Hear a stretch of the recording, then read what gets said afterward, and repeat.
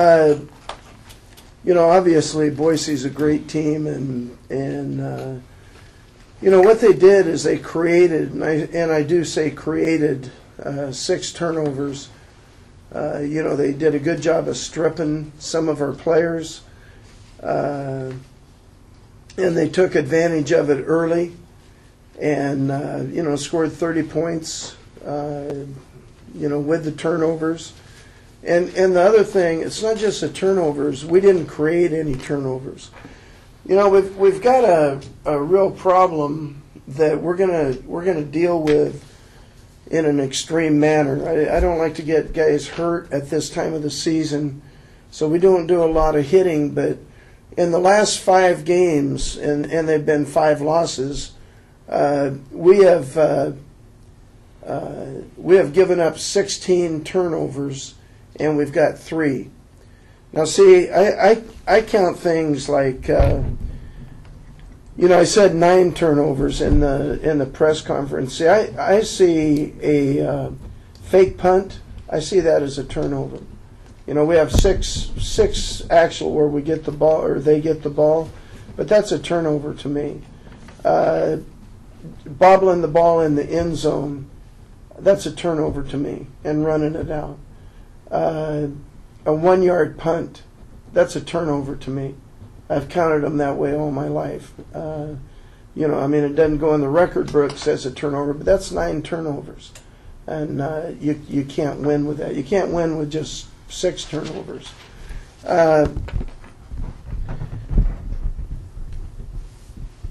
Obviously we're dealing with adversity. I'm just saying reality.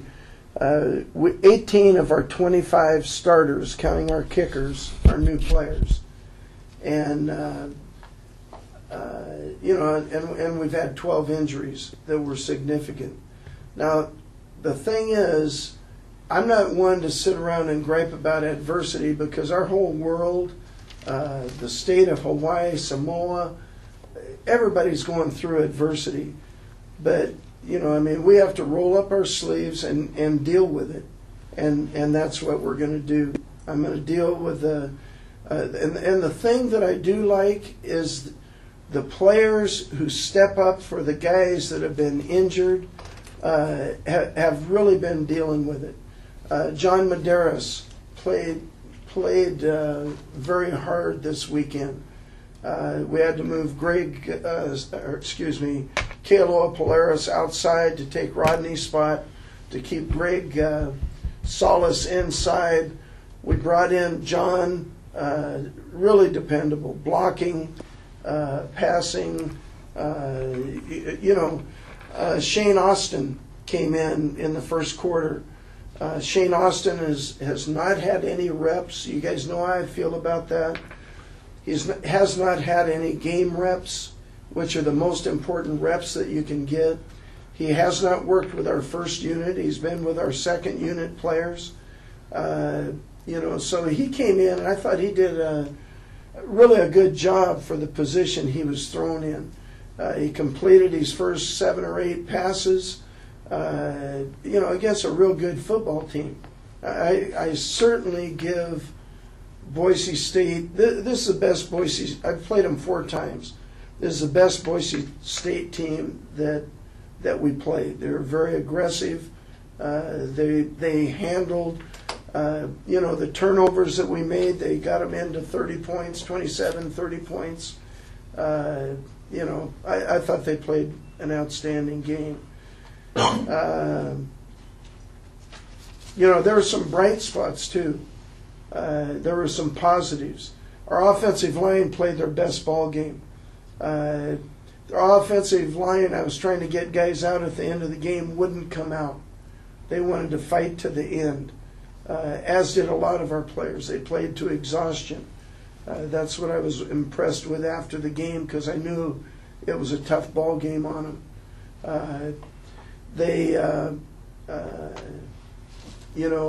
Our defense came out and played hard, played more with a mentality that I'm used to and we want. And our running game picked up. Our defense had 7 3-and-outs, which is really good.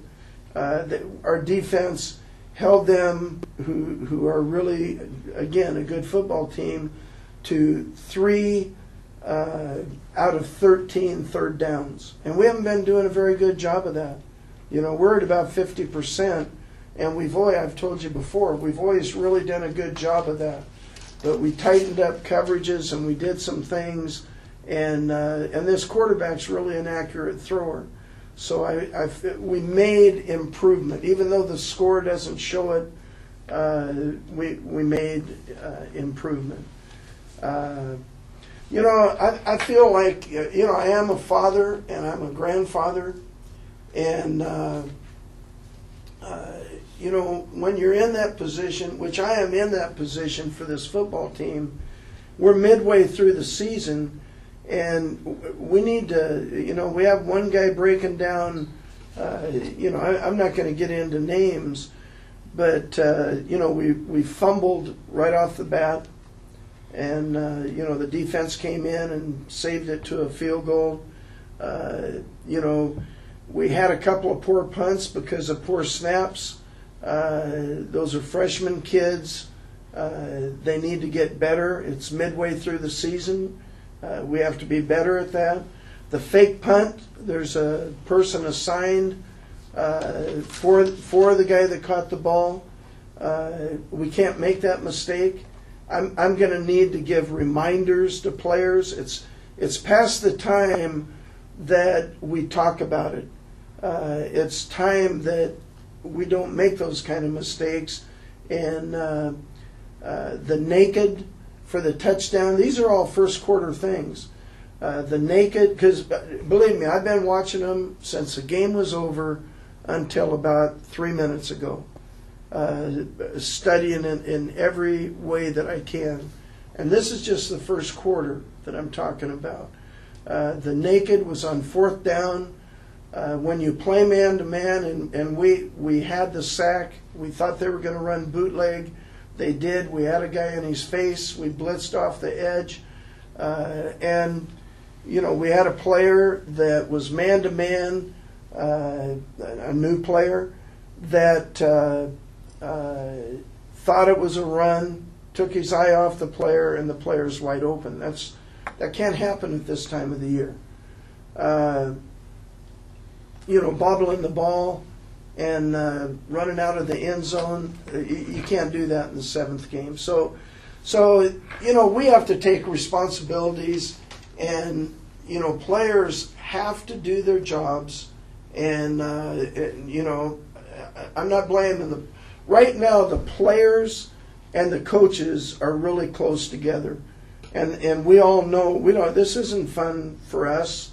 And we know it's not fun for anybody else. Matter of fact, I really want to give credit to the fans that were there. It was a great crowd that was there. They don't know how much that is appreciated. Our band, our cheerleaders, our song leaders, I mean, they don't know how much that's appreciated. We have to get better. There's a lot of season left. You know, there's a lot of season left, and we need to work as hard as we can to get better. What's the status of Moniz? Moniz obviously went out in the first quarter, and you know, I talked to him today, and I talked to the doctors today. The doctors are going to look at him today and see what his status is, and that's when we're going to find that out. The other guy is Brent Roush is going to go to the doctor today, and whether he's released or not. Now, he's been out for quite a while, so but you know, it depends on the doctor's decision with that. Now, if Moniz cannot go and change the guy, and Brent hasn't touched the football in a while, would it make Funaki get some reps this week? Yeah, Funaki will get some reps. Funaki will get some reps, yes. He's going to be a you know, a guy that comes in if we have any more problems. Are you going to this week preparing Shane to be the guy Yeah, Shane, like I said, other than a few things, I thought Shane came in and, for the circumstances, did a pretty good job. I was proud of a lot of facets on our team, and I said at the press conference, I'm really proud of our offensive line. They had a great defensive line. Their best player made one play. Their second best player made two plays, and we ran the ball as well as we have because of the blocking of the offensive line and the running backs. Alex Green did a good job. So they were sort of a silver lining. And like I said, I liked the attitude of the defense. They had that mentality that we've been searching for, quite honestly. We've been new. We knew going in we had new starters. We've been searching for that. We've been playing conservatively. We still made some mistakes that we have to overcome, but it's time to overcome them because it's mid-season and our time is running out. So we need to work harder and get this across to our players. Your depth chart at quarterback, if you could just clarify that again. Right now, it's Shane Austin, and it's Shane Austin. That's our depth chart, and then we're waiting on the doctor's report today. Hopefully, it'll be Moniz. If Moniz is ready to play, he'll have his spot back. If Brent is cleared, then he'll be our third quarterback. Because he hasn't played for a while, so I wouldn't think he'd be able to come out and just jump right into it. He hasn't thrown many balls. You mentioned the adversity that this team is going through, and this week, because it's the halfway point, there's going to be drastic measures to overcome those things.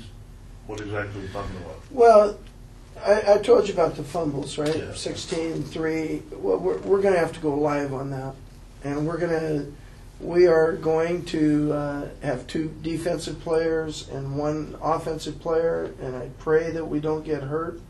But it's something you do in preseason. But we can't fumble the ball like that, and we've got to let people know that they've got to, So we're going to have one guy. We're not taking him down. And then we're going to bring another guy because we've got to work together to get that solved. And we've got to do that this week because it's a disease. Right now it's a disease.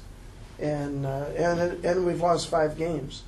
So that's a cancer that we need to get out. Correct me if I'm wrong, but because of the injuries, because of the circumstance, it seems that the offense has been very limited. A lot of out patterns, time and time again, quick patterns. In order to succeed, do you think that you have to get out of that out pattern mentality for quarterbacks, even Shane, who has to step up this week, so that your offense can offer something a little bit different to the opponent? Yeah, and in all of our packages, we have them go through progressions, and we always have an up the field, pattern. What they were doing is they were manning a guy up. They had one guy that would take away the seam. So they did a good job in covering that. Now it opened up other things, but we threw it one time and he made a pick on it. So it depends on what a team gives us and what our reads are in how we deliver the ball. But they had a good scheme on our deep route and did a good job. We got yardage other ways, and first downs we were close and all that type of thing. But you really have to take what you have, and that's how we have the quarterbacks trained. But we need, we need to get it up the field. We need to score up the field. You still have faith in this offense? You still have faith in the run and shoot? Oh, I like I said, when I was in Loa High School, and Mouse was just here, came to visit. I played Mouse. I've been a run and shoot. I've been a defensive coordinator in the NFL. I think the run and shoot is the best offense, period. And I can name off the teams like Boston and Philadelphia and so many offensive teams that use phases of the run and shoot. And what makes it so good is the repetitions you get. It's really the passing man's option is really what it is. The option, you get a lot of reps, and you get a lot of reps on the option. On the run and shoot, on reading off of what they do. And, last year that's why we had so much trouble at the first of the year. We lost the guys, and they didn't understand the run and shoot. Well, now they do. We're losing a couple guys, but most of them still understand, and, we're fine. So, Coach, you talked about focusing on the positives. There's still a lot of turnaround left in the season. There's still a lot of opportunity. Oh, yeah. No, there's a lot of season to play. We still have our